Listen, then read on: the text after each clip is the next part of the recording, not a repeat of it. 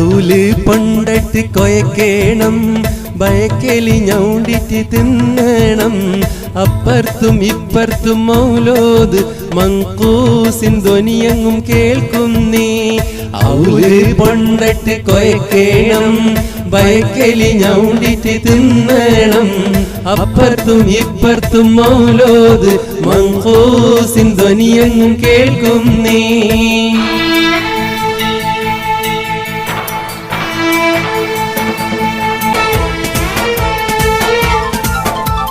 തേങ്ങ ഉരിച്ചിട്ട് ചരക്കേണം, വെല്ലം പൊടിച്ചിട്ട് ഉരുക്കേണം.